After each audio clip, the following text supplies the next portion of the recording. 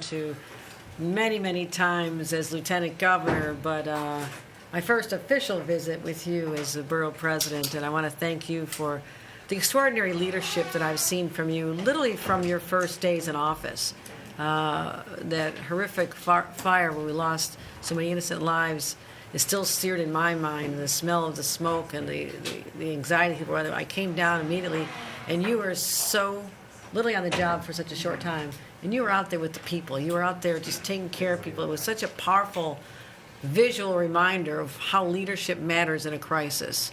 And you were there, so we've deepened our relationship for over many years now. I want to thank you for what you're doing.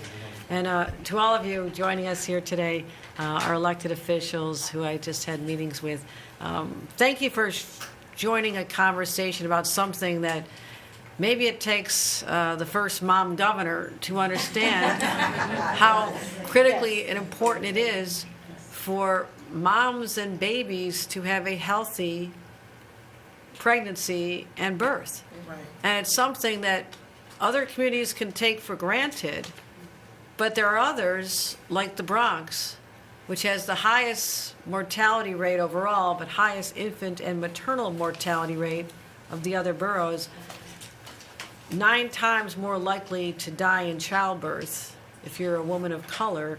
I mean, you can't talk about these and hear about this and not feel compelled to take action immediately.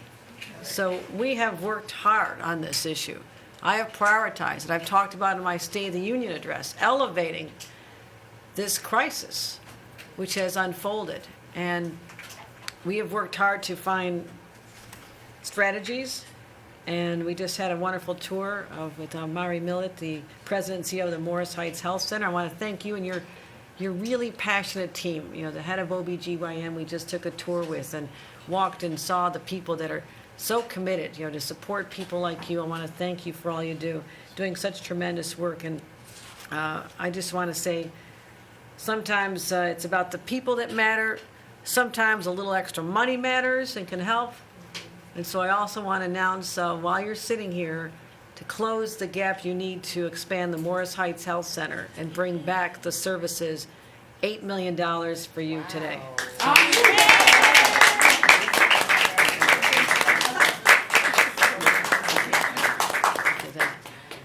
I will say, Assembly Member Udell Catapia, even when I'm marching with her in the Puerto Rican parade, all she kept talking about was the need to get this done. So she's been passionate, Councilmember Sanchez as well.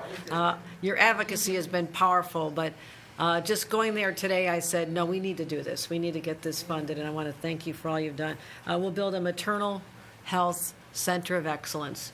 I want others to look at what we do here as the model of how we protect moms and babies and give them world-class health care that they deserve. So thank you. And we're going to continue. And here's to help, we got another proclamation here. This is, and I'll sign this too because why not? This is a standing order for our second announcement that is being actually issued by the Commissioner of Health today. And what this does is it says it now expands. I announced this, but we had to do this officially. Now expands doula services by allowing people to use Medicaid dollars to pay for these services. Women on Medicaid. They don't need a referral anymore. They don't have to worry about the cost. That doula services, which have really stepped up into the forefront as a service that is indispensable for women to make sure that they have an advocate when they go to their appointments and ultimately child. There's someone who understands, it's culturally competent, there's people who understand the stresses, and someone who's been through it themselves often. So I'm going to sign this here right now and make this real official and say that going forward we're going to make sure that we are doing everything we can. And lastly, I want to talk about something that, as someone who had my own babies and had the luxury of being able to leave work to go for doctor's appointments, there are many women who do not have that. If you're minimum wage or working hourly or just any time off work means less money for you, that is an injustice. So we'll be the first state in the nation to allow for 20 hours of paid prenatal care so our moms can get to the appointments, and that is now official as well. So getting rid of co-pays and a lot of other areas, but that's enough for me. I want to hear from you, because as I continue to spend my time out in communities like this and tour facilities and talk to providers and the people that care so deeply about this, there's always another idea. There's always something else we can do. We have a doula directory now because of conversations like these. We're making sure that we take care of so many different areas, but I'm going to listen now to hear what people have on their minds, and I'm going to take very good notes. But also, Borough President, let's hear what's on your mind as well, and thank you again for hosting this. I know this is such an important cause for you. We've talked about it nonstop, and you are one of the reasons why we are championing this in Albany, because your voice has been heard. Thank you, thank you, thank you, thank you, Governor. We appreciate your leadership and your commitment and dedication as the first mom governor in the state of New York. It gives me a great deal of pride and privilege to sit with you as the first female borough president here in the Bronx. And I welcome you here to Bronx Borough Hall, and official bienvenidos. Buenos dias a todos, to each and every one of you. On behalf of my team, the Office of the Bronx Borough President, our Deputy Borough President, Janet Peguero, our Chief of Staff, Justin Cortez, and the entire office, we are excited to welcome you and your team here to Borough Hall. We have not had a governor visit Bronx Borough Hall in quite some time. So not only is this historic, but it's profound for a reason, because we are aligned together in our overall goals to make sure that we provide comprehensive maternal health care for all women and birthing individuals in the state of New York. And the Bronx is a significant part of that.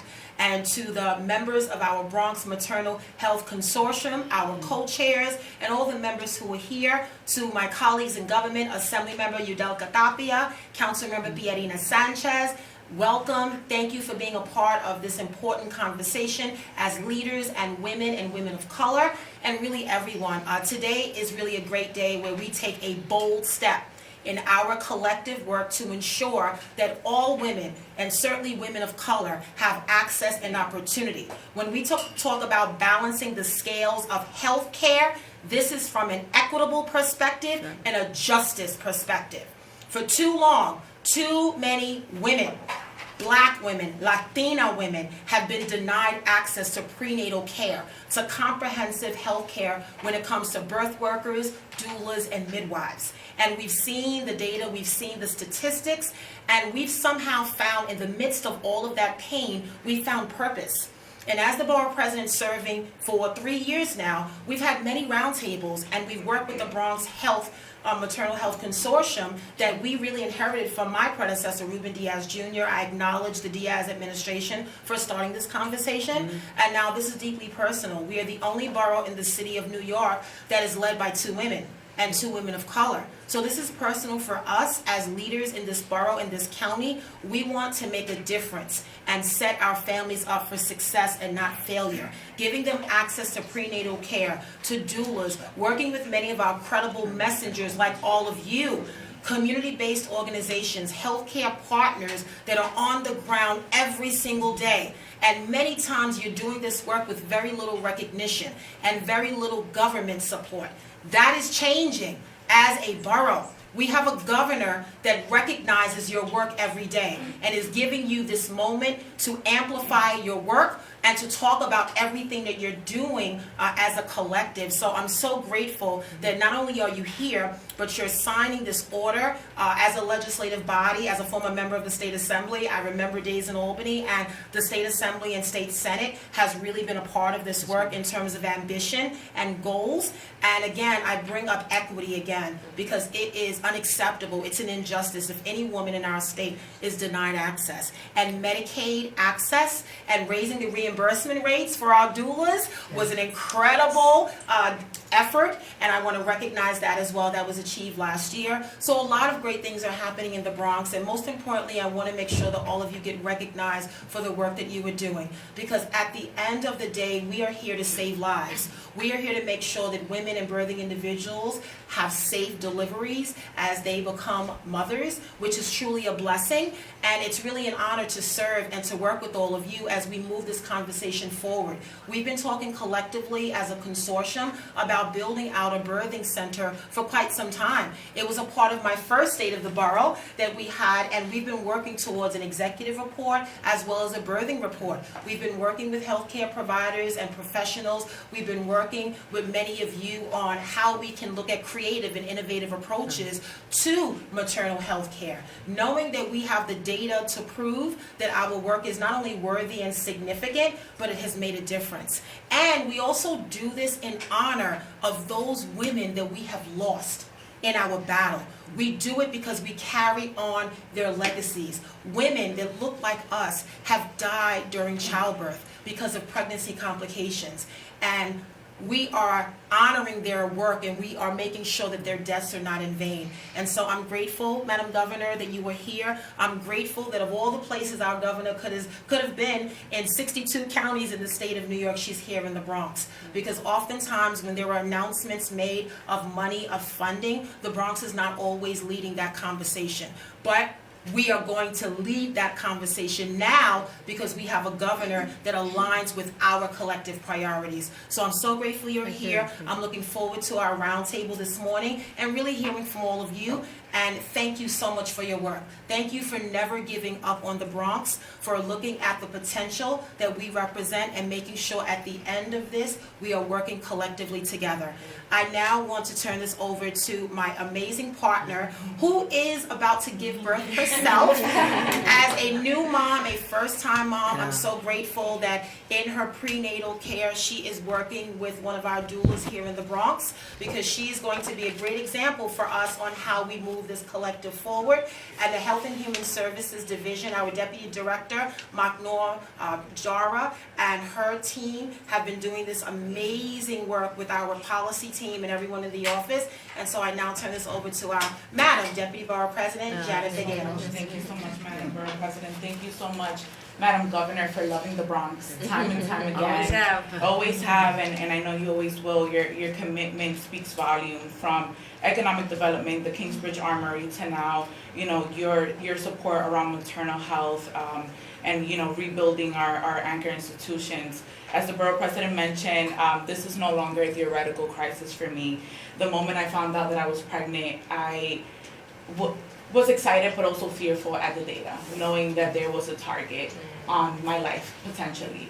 And that led me to work with the Bronx Street Birth Collective, my doulas, my doula collective team that's here, Evelyn and Nicole. Thank you so much. You've been doing this work since day one, and just welcoming women, encouraging women, and saving lives. And so part of my joy was that feeling of feeling safe. And part of that was working with my doula collective. So I want to thank them for being here and for doing the work and not turning women away because of their financial status. And so that Medicaid reimbursement is really going to be transformative. This is why I say the fight to end maternal mortality is a fight for life. And I believe that the measure of a society is how well it equips and protects women and children during this important life process. And so to this end, I want to extend my appreciation to you, Madam Governor, as I know that you have been a powerful advocate for New York expecting mothers, from your efforts on paid prenatal leave to the expansion of access to doulas. Again, this is going to be truly, truly transformative. The folks have been doing the work on the ground without that funding support, without that financial support, because we know how critical it is. And so I know that the advocates around the table will share some of that perspective with you, and I know that you will support that work, and this is only the beginning, and so we are forever grateful. I am excited that my daughter gets to grow up in a world where women have been fighting and laying the groundwork for her safety, and so for that I am immensely and deeply grateful. Beautiful remarks. Thank you, Madam. Thank you, Madam Deputy. All right. Good morning. We just had a really impactful conversation with women who are so extraordinarily committed to the same cause we all share, which is to ensure that more women and their babies survive childbirth, pregnancy.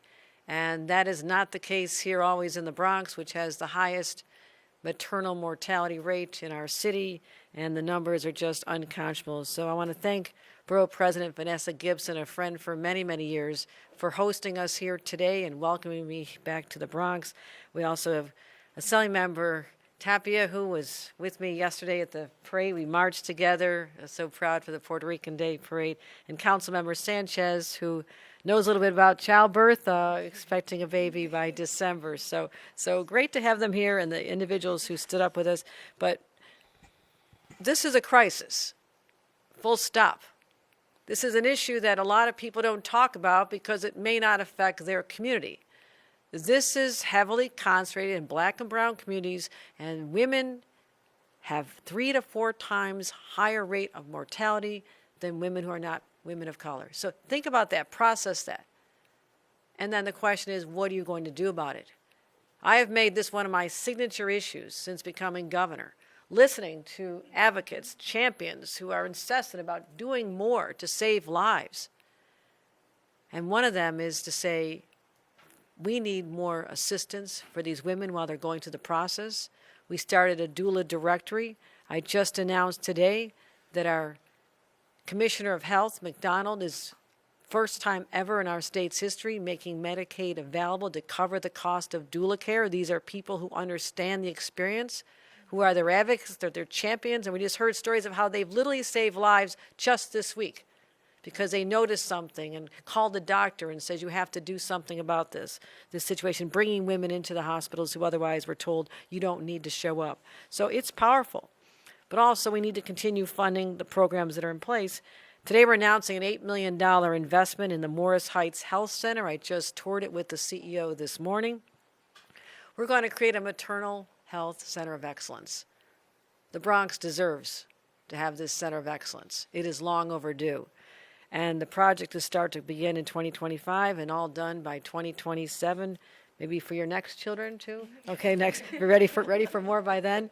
And also, we're excited about what we're doing, but the mortality rates in our country overall are staggering compared to other industrialized nations. And it's a point of great shame for all of us. That's why the state of New York will continue to lead on this issue and make sure that we focus on a place like the Bronx, which sadly has been the epicenter of this crisis, but at some point we're going to turn that narrative around with all this assistance, and people will be looking to the Bronx for the model of what to do to save women and children's lives. So I want to thank our leaders for being with me here today. Happy to take any questions. And let's start with on-topic questions about maternal mortality. Good morning, Governor. Good morning. To our distinguished elected officials here. So let's just kind of unpack what this standing order means for our viewers, kind of in lay terms. Effectively, what is it now, and what will it do? Does it require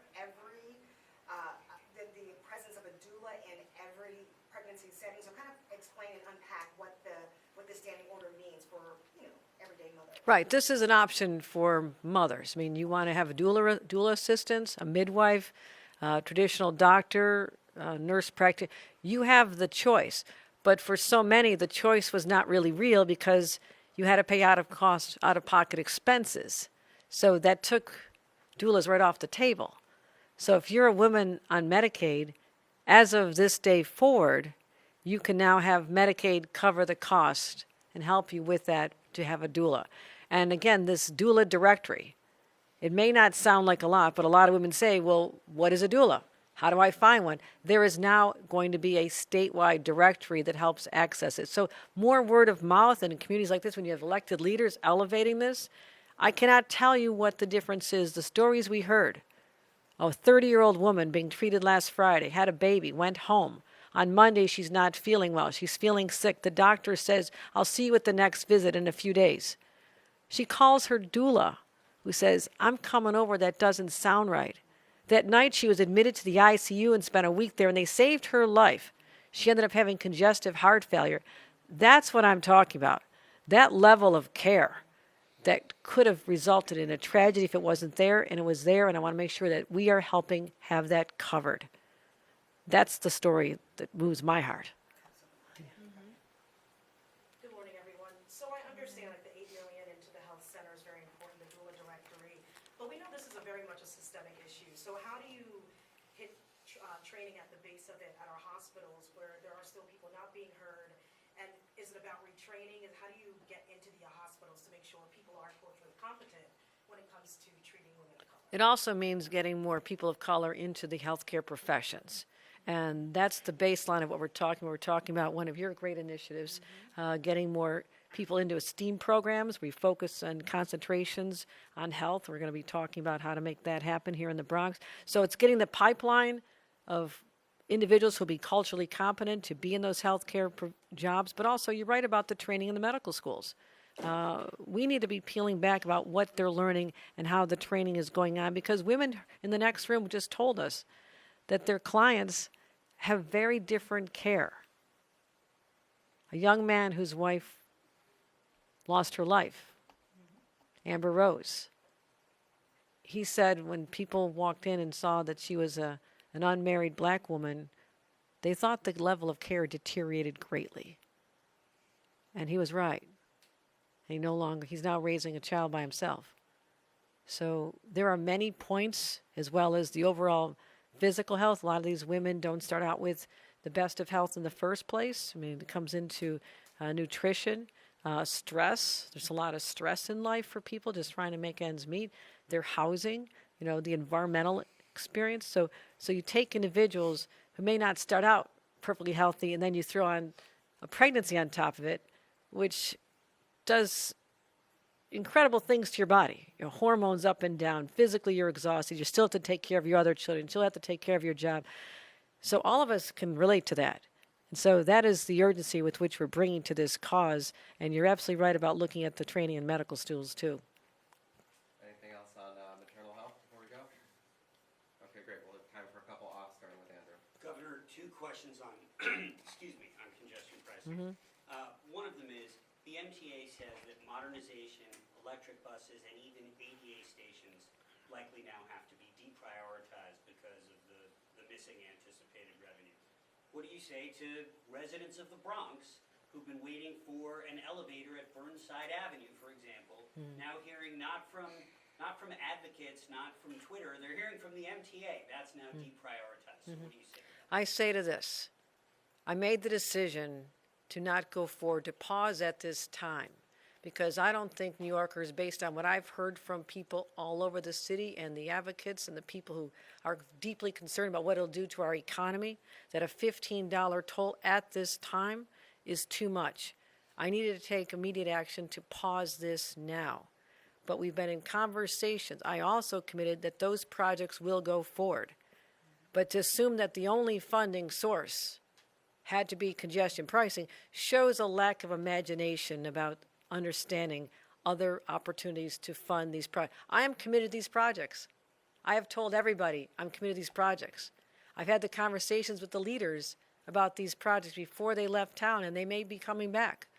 But we will take care of this. And so I understand the level of concern at this time. But I, as the governor of the state of New York, am committed to continuing those projects with alternative funding. That is being worked out with the legislature. I gave them a number of options. Those conversations are very much alive and ongoing, and it will be resolved. And just as a quick follow-up, in your recent international speeches, it's been reported that you had some pro-congestion pricing language that you decided to take out at the last minute. The question being, if you knew you were going to call for this pause a couple of weeks ago, why not do it a couple of weeks ago to give the legislature more time? It gives you options to get closer to that date. I mean, we've been monitoring a lot of information, a lot of data points about the economic recovery.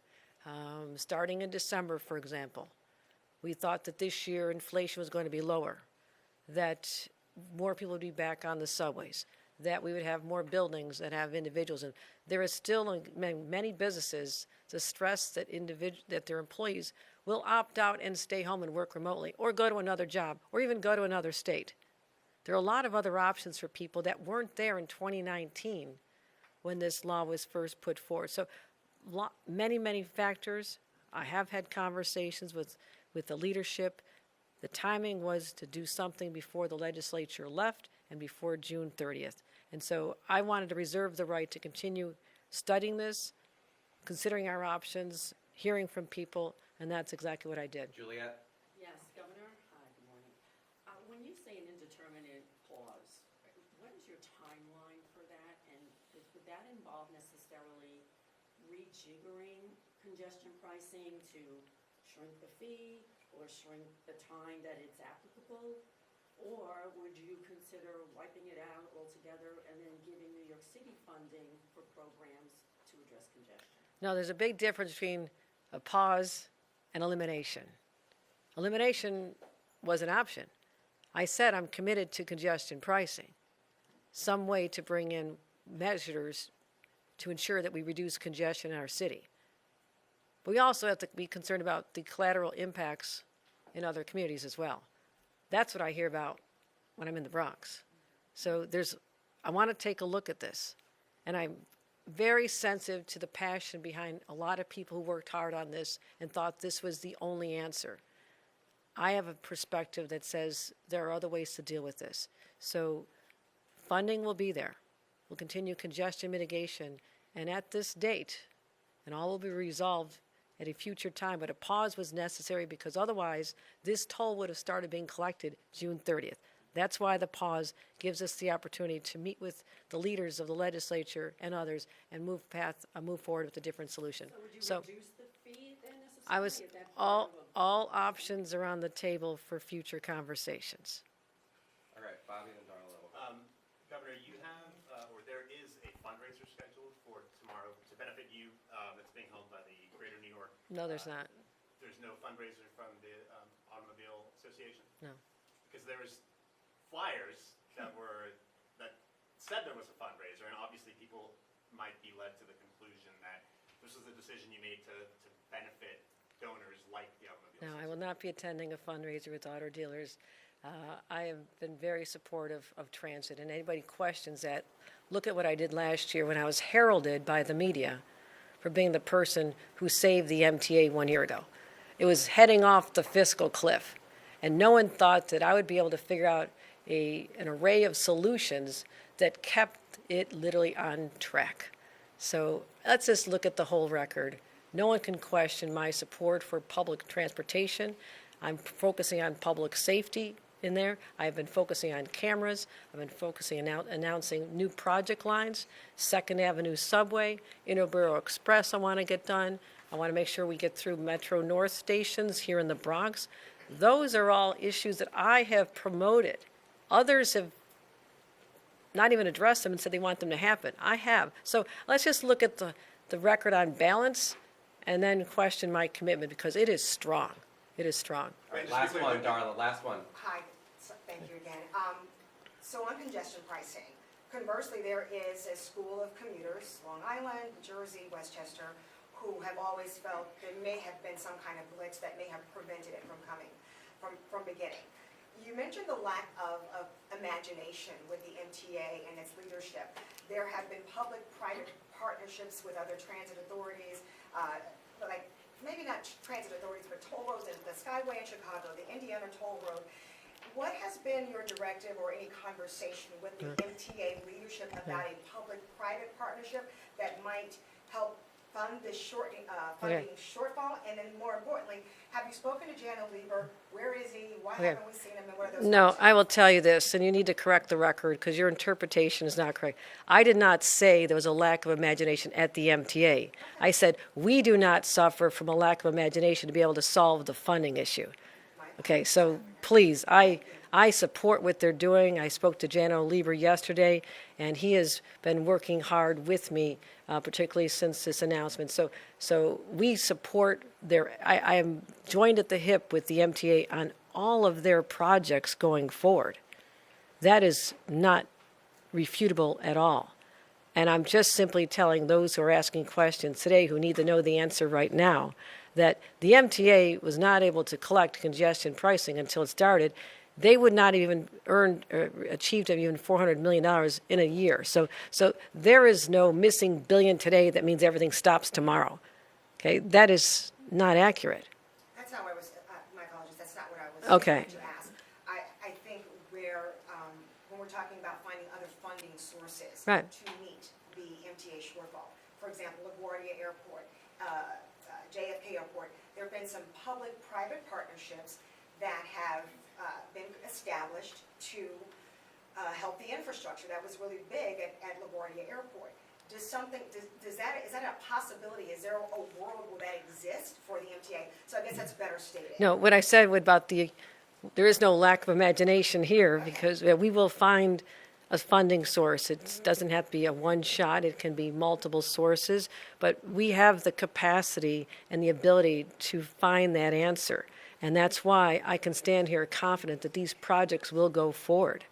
So that should, people, I would say this, people will, when they see them going forward, when they see the funding sources that I'm working with the leaders of the legislature on now, then these questions will be not relevant any longer. They will be settled, but I need some time to work with the legislature on this, and the leaders are committed to working with me on this, and we're speaking on a regular basis about it. So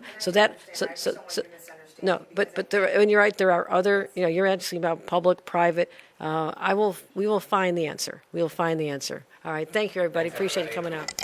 All right, thank you.